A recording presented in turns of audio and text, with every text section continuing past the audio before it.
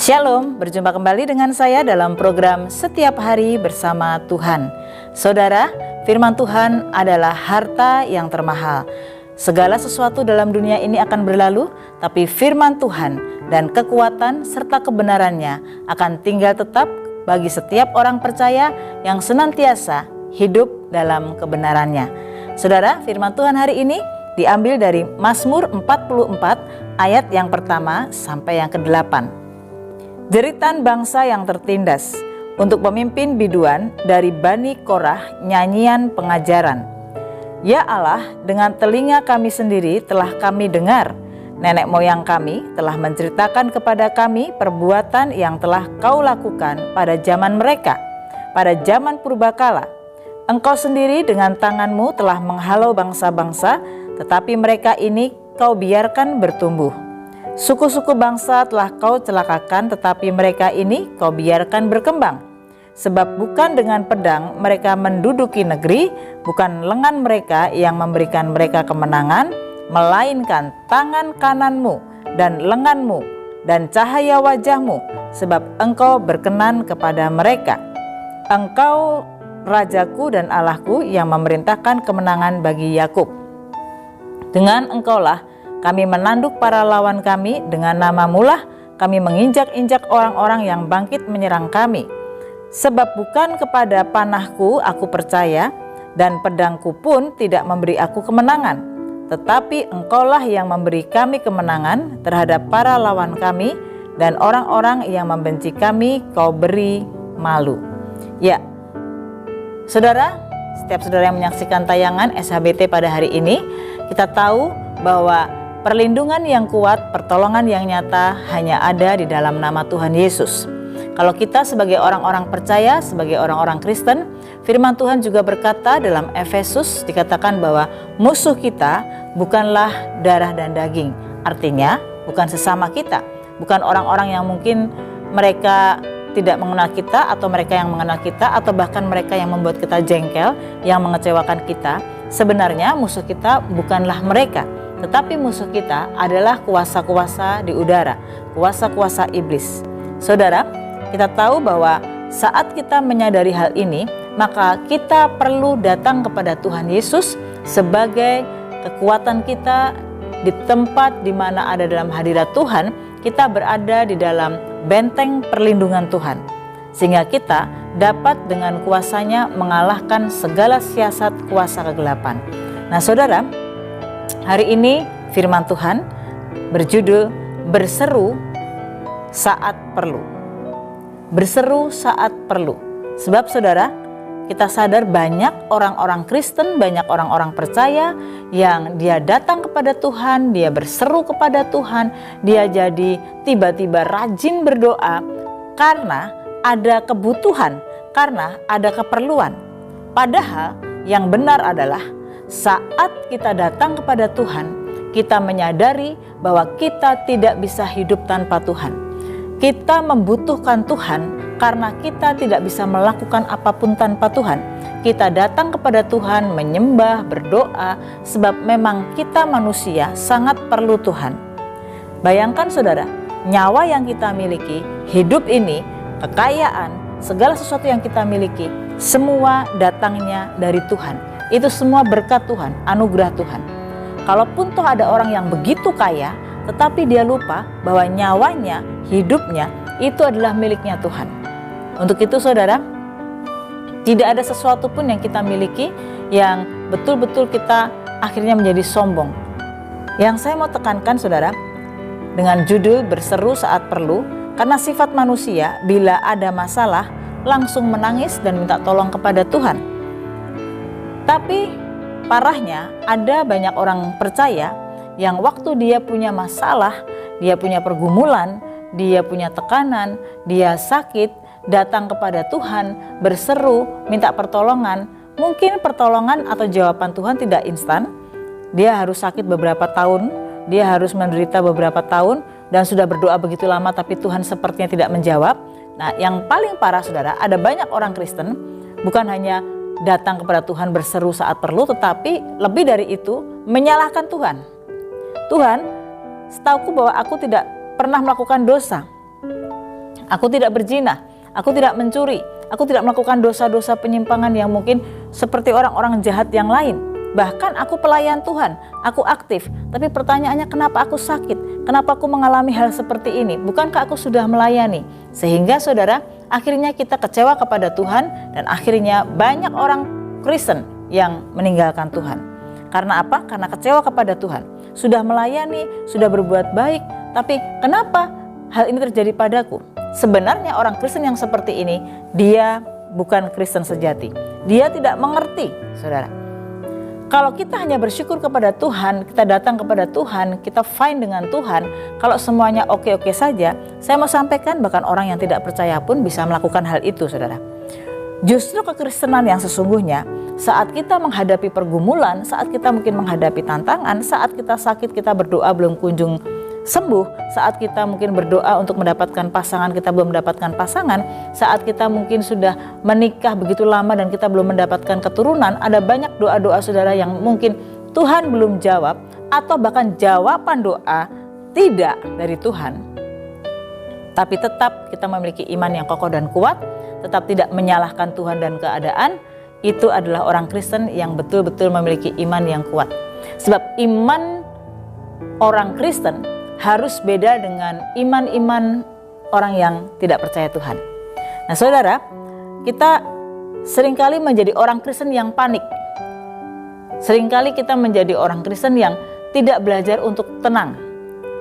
Mari kita mau belajar, saya juga belajar bagaimana saat kita menghadapi, saya ambil contoh ya, informasi berita yang tidak mengenakan kita, kondisi keadaan yang tidak mengenakan kita, masalah pribadi kita atau masalah keluarga kita, apapun yang kita hadapi, doa-doa yang belum terjawab, mari kita belajar tenang. Ada banyak orang Kristen yang menjadi panik dan bingung. Saudara, karena saya juga belajar psikologi, sesungguhnya tidak ada orang yang tidak stres. Semua orang di dunia ini adalah orang-orang yang stres, saudara. Karena kita semua punya pikiran, kita semua pasti sedang merancangkan sesuatu, kita semua pasti akan melakukan sebuah aktivitas. Bahkan orang sakit nggak bisa ngelakuin aktivitas pun, dia juga termasuk stres. Semua orang itu sebenarnya dalam kondisi yang stres. Namun saudara, saat kita belajar tenang bersama dengan Tuhan, saat kita tahu sebenarnya apa yang kualami ini, di balik ini Tuhan sedang mengajarkan apa kepadaku, maka kita tidak akan menjadi orang yang panik dan akhirnya kita konflik batin. Kalau kita sudah mengalami hal seperti ini, maka ini adalah sasaran yang empuk dari kuasa kegelapan. Nah saudara, dari bacaan kita tadi di dalam Mazmur 44 ayat 1-8, saya ingin kembali bacakan kepada saudara pada ayat yang ke-8, ayat yang terakhir dikatakan, tetapi engkaulah yang memberi kemenangan terhadap para lawan kami, dan orang-orang yang membenci kami kau beri malu. Kalau kita melihat ayat yang ke-7, sebab bukan kepada panahku aku percaya, dan pedangku pun tidak memberi aku kemenangan. Kalau pada zaman dulu, semua pasukan-pasukan, khususnya pasukan Israel, setiap berperang mengalami kemenangan, mereka menyadari bahwa kemenangan yang telak yang mereka dapatkan itu semua oleh karena pertolongan Tuhan. Jadi kita mau belajar saudara, kalau kita sedang menghadapi pergumulan, kita sedang menghadapi tantangan, kita sedang menghadapi hal yang mungkin tidak dapat kita pahami, saudara dikecewakan, saudara sakit secara fisik, saya sering katakan bahwa semua yang dialami oleh seseorang yang terlihat, baik itu akhirnya bisa menuju kepada fisik, tubuh, pasti semuanya dimulai dari jiwa. Karena saya ulang berapa kali, dimensi manusia itu tubuh, jiwa, dan roh. Saat jiwanya lemah, karena hati dan pikiran ada di jiwa, saat itu semua lemah, maka akan melemahkan roh. Sehingga orang jadi malas beribadah, sehingga orang akhirnya kecewa sama Tuhan, sudah berdoa kok nggak didengar, apa salahku Tuhan, kenapa ini aku alami, sehingga akhirnya waktu pikirannya lemah, hatinya lemah, sehingga otomatis rohnya akan menjadi lemah. Orang tidak mau lagi berdoa, orang yang dulunya rajin berdoa, akhirnya mundur dari Tuhan. Kenapa Tuhan aku sakit nggak kunjung sembuh? Ya, dan masih banyak lagi, kenapa usahaku macet, dan masih banyak pergumulan yang lain. Kenapa suamiku tidak setia? Tuhan mengajarkan kami harus mengampuni, tapi kok suamiku makin kurang ajar, istriku makin tidak hormat, dan lain sebagainya.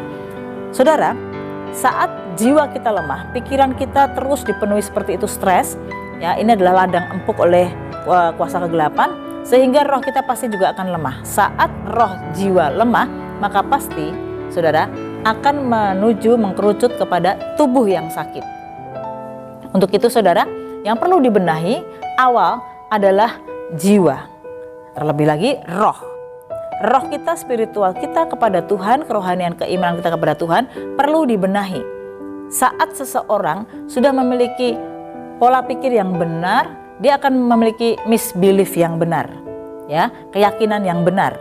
Kalau orang punya pemikiran yang salah, hati dan pikiran adanya di jiwa. Kalau sudah memiliki hal yang salah, maka misbeliefnya akan salah. Tapi kalau hati pikirannya sudah benar, bagaimana dia bisa benar? Karena rohnya kuat. Dia sering mendengarkan firman, dia berkumpul dengan komunitas-komunitas orang benar, dia memiliki mentor, sehingga dia mulai bangkit kembali, dia mulai tough kembali, rohnya mulai kuat kembali dengan kebenaran firman Tuhan. Itu akan membantu jiwanya, yaitu hati dan pikirannya mulai bangkit kembali, sehingga dia akan memunculkan misbelief yang benar. Kalau aku mengalami seperti ini, aku tidak mengerti, tetapi aku percaya Tuhan Maha Tahu, Tuhan Yesus pasti tahu di balik semuanya ini Tuhan sedang mengajar sesuatu kepadaku. Jadi keyakinannya kepada Tuhan pasti benar. Dia tidak curiga kepada Tuhan. Nah saudara, berkaitan dengan berseru saat perlu, ini banyak kelemahan orang Kristen. Saya sering katakan di beberapa khotbah saya di program Setiap Hari Bersama dengan Tuhan beberapa waktu yang lalu, di seri-seri yang awal saudara, banyak orang Kristen menjadikan Tuhan Yesus sebagai biro jasa. Jadi saat perlu datang kepada Tuhan, saat semuanya fine-fine saja, dia lupa dengan Tuhan.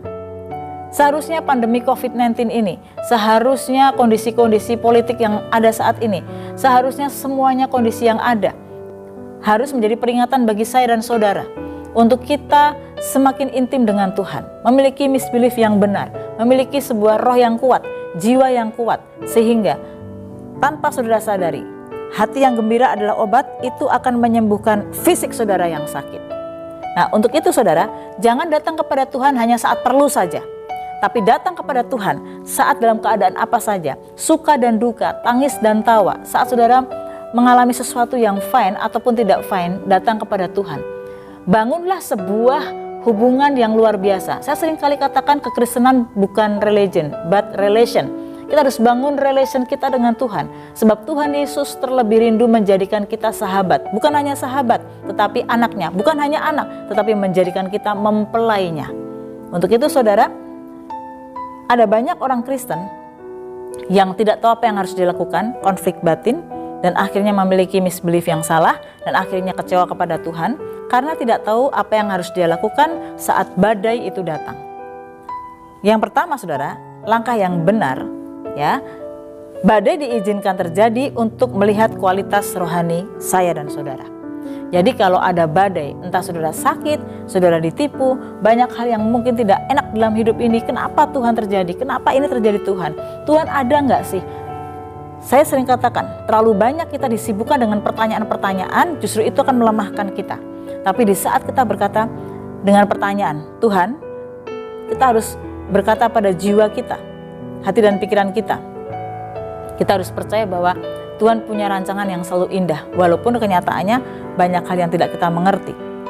Yang pertama saudara, sadarilah bahwa badai yang terjadi dalam kehidupan saudara, Tuhan tahu, ya Tuhan tahu. Tuhan, apakah Tuhan izinkan? Iya, tapi bukan Tuhan yang buat. Kalau kita tahu kisahnya Ayub, Tuhan mengizinkan, oke, kau boleh ambil semua harta Ayub, tapi jangan sentuh tubuhnya. Lalu yang kedua, terang saja semuanya sudah aku ambil, tapi tetap memuliakan Tuhan, kata setan. Karena apa? Dia masih tetap sehat. Lalu Tuhan berkata apa? Yang kedua, sudah baca di dalam Ayub pasal yang kedua, oke, kau boleh sentuh tubuhnya, tapi jangan ambil nyawanya. Artinya saudara, tetap ada penjagaan Tuhan, dan Tuhan punya otoritas di sini. Pencobaan-pencobaan yang kau alami adalah pencobaan biasa yang tidak melebihi kekuatanmu. Jadi kuasa kegelapan berusaha datang membawa masalah, pencobaan, dia akan mencuri, membunuh, membinasakan saudara. Dia tidak serta-merta datang, dia akan melewati meja screeningnya Tuhan. Jadi percayalah, setiap badai yang kau hadapi, itu sebenarnya Tuhan sedang ingin melihat sejauh mana kualitas kerohanian saudara. Apakah kita masih tetap percaya kepada Tuhan? Memang ini tidak mudah saudara, tapi justru di tengah badai, di tengah tekanan, disitulah terlihat sejauh mana setebal apa kualitas kerohanian saudara. Jadi ini yang pertama. Yang kedua, banyak orang mencari Tuhan hanya saat perlu, seperti judul yang tadi saya sudah sampaikan. Dan ini sangat salah. Kita seperti orang yang tidak tahu berterima kasih. Kalau kita tahu kisah di dalam Alkitab, ada 10 orang yang sakit kusta, saudara, lalu Tuhan sembuhkan 10-10-nya. Tetapi yang kembali untuk mengucapkan terima kasih kepada Tuhan Yesus hanya 1. Ada banyak orang Kristen yang tidak tahu berterima kasih. Kalau kita selalu bertanya kepada Tuhan, kenapa ini terjadi? Kenapa aku sakit? Kenapa aku belum punya keturunan? Kenapa aku belum punya pasangan? Tuhan ada atau tidak? Kenapa ini terjadi? Saya mau sampaikan pada saudara. Hal yang paling sering kita lupakan adalah nafas hidup ini. Saudara tidak pernah bayar untuk menarik nafas. Saudara tidak pernah bayar Tuhan untuk setiap tahun umur saudara ditambahkan. Kita hanya senang saja setiap kita menghadapi tanggal-tanggal birthday kita, ulang tahun kita. Kita lupa bahwa setiap tahun kita diberikan kesempatan sampai kita bisa berulang tahun, itu semua oleh karena anugerah Tuhan. Artinya setiap pagi kita bangun, setiap tahun kita berulang tahun, harusnya kita bersyukur. Terima kasih Tuhan untuk kesempatan aku dikasih hidup agar aku bisa membenahi diri. Jadi datanglah kepada Tuhan jangan kalau perlu saja, tapi datang kepada Tuhan. Mari bersyukur. Jadilah orang yang tahu diri. Jangan jadi orang Kristen yang tidak tahu berterima kasih. Datang kepada Tuhan bukan saat pas perlu saja, tapi setiap saat datang kepada Tuhan. Naikkan ucapan syukurmu. Bahkan kalau keadaan pergumulan badai terjadi, tetap mengucap syukur kepada Tuhan. Mengucap syukur dalam segala hal, baik hal yang baik maupun yang tidak baik. Belajar bersyukur kepada Tuhan. Sebab di luar sana masih banyak orang yang jauh lebih menderita daripada saudara. Jangan menjadi lemah. Yang ketiga saudara, sadari bahwa Tuhan adalah kekuatan dan benteng hidup kita. Seperti pada ayat yang ke-7 tadi. Sebab bukan kepada panahku aku percaya dan pedangku pun tidak memberi aku kemenangan. Kenapa saudara? Sebab yang membentengi kita, yang memberi kita kemenangan, sehingga kita bisa berkata aku menjadi pemenang bahkan lebih daripada pemenang, adalah saat kita bersandar kepada Tuhan. Tuhan Yesus menjadi benteng perisai kita. Saat kita sulit mengampuni orang lain, Roh Kudus yang akan ajarkan kita. Dan bukan perkara kebetulan. Setiap saudara mulai melanggar, selalu saja Tuhan mengarahkan untuk kita kembali kepada jalan yang benar. Entah melalui khotbah, entah melalui apa saja, sebenarnya Tuhan sudah memberikan sign kepada saudara. Hanya kadangkala kita lebih sering bebal dibanding taat. Jadi kalau melalui tayangan SHBT ini termasuk adalah teguran, arahan dari Roh Kudus untuk mengingatkan setiap saudara, jangan bebal, jangan keraskan hati, tapi lembutkan hati. Semakin kita keras, semakin kita sulit bertobat, semakin tajam mata bajaknya. Untuk itu saudara, jangan membuat engkau lama dibajak oleh Tuhan. Miliki hati yang lembut. Jadi jangan datang kepada Tuhan saat perlu saja. Jadilah orang Kristen yang tahu diri, dan Tuhan ingin melihat kualitas kerohanian saudara.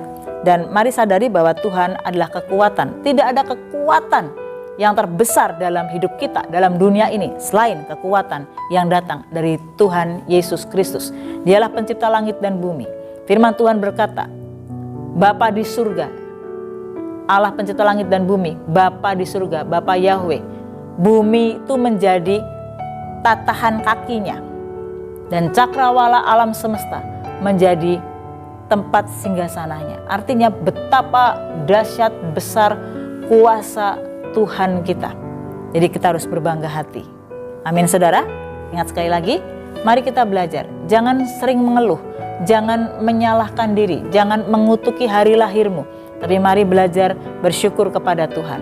Datang kepada Tuhan jangan kalau perlu saja, tapi datang kepada Tuhan sebab memang kita tidak bisa hidup tanpa Tuhan. Amin. Mari tundukkan kepala, kita berdoa. Bapa di surga, kami bersyukur untuk renungan SHBT pada saat ini. Kami diajar untuk tidak mudah mengeluh. Kami diajar menjadi orang Kristen yang tahu diri. Untuk itu ajar kami Tuhan untuk tidak datang kepadamu kalau kami perlu saja. Sebab Tuhan Yesus bukan biro jasa. Untuk itu Tuhan ampuni kami. Ajar kami datang menyembah Tuhan, haus dan rindu hadirat-Mu setiap waktu. Bukan saat kami Tuhan menghadapi badai, kami mengeluh, kami menyalahkan diri, bahkan menyalahkan Tuhan. Kami berdoa karena kami hanya mau sembuh saja. Kami berdoa hanya karena kami mau sukses saja. Sebab kami tahu kami punya Tuhan Yesus yang dahsyat. Kami tidak datang kepada Tuhan seperti kami datang kepada orang-orang pintar, kepada dukun, kepada kekuatan-kekuatan kuasa kegelapan, yang hanya kami datang karena kami membutuhkan sesuatu saja. Kami mau datang kepada Tuhan Yesus karena hanya Tuhan Yesus, Bapa di surga, Allah yang layak kami sembah dan kami tinggikan. Terima kasih Tuhan untuk renungan hari ini. Kami bersyukur di dalam nama Tuhan Yesus Kristus kami berdoa. Haleluya. Amin. Amin. Tuhan memberkati saudara.